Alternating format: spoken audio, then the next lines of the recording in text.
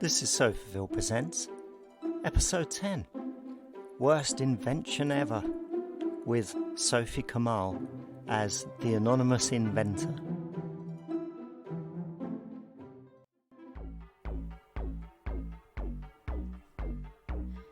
In 1996, I created something that would change your life forever.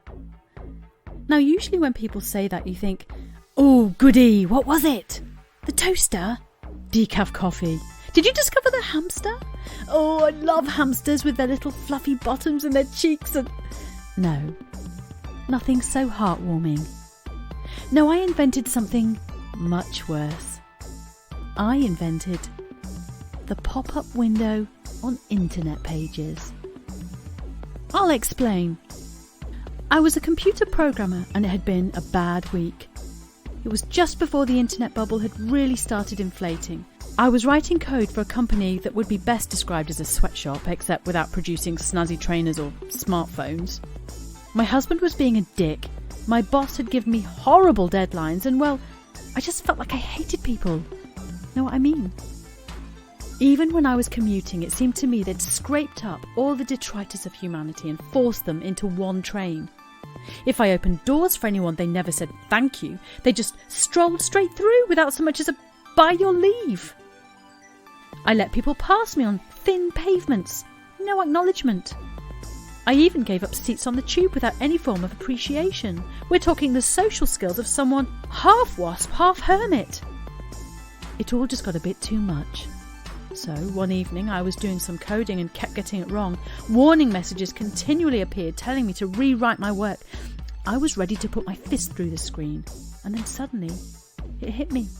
What if I could take revenge on the world and make money at the same time? What if these annoying messages were instead adverts? What if I could have them appear each time anyone was trying to achieve anything productive online? I could monetize the format, and I just knew that the more companies bought into it, the more pop-ups would appear on people's screens, and the more money I'd have, and the more everyone would suffer. I considered it a massive win-win. I got to work. I launched it on my employer's webpage first without telling them, and within just 2 days I'd had 3 complaints to the support desk saying how peed off they were with this incessant little screen that kept popping up, and could they please do something about it? Damn right I could. I created more. I contacted an advertising agency, sold them the idea. It grew and grew until here we are today, years later, and it's been quite the phenomenon, with people pissed off globally, and I had never been happier. I had to cover my tracks, of course, and if you Google to find out who actually created the pop-up, I know you'll find another name there. I invented some other schmo to take the hate mail. From what I saw, some of them were actually quite creative in their threats of torture. I would have been impressed if I'd cared about them enough. The money I made didn't last forever, of course. Once people got hold of ad blockers, the whole idea sort of died on its arse, and that was the end of that. So, now I'm back in London. I don't code anymore, I changed careers, but I still commute. The need to annoy humanity never quite goes away though, so I do little things to satisfy the urge. I stand on the wrong side of the escalator.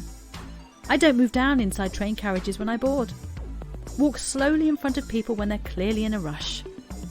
Sometimes my mate and I team up to walk side by side so we ensure nobody can pass us on pavements. Anything to get a frustrated reaction. I'll admit it's not as maddening as pop-up windows, but it satisfies my need to be a twat.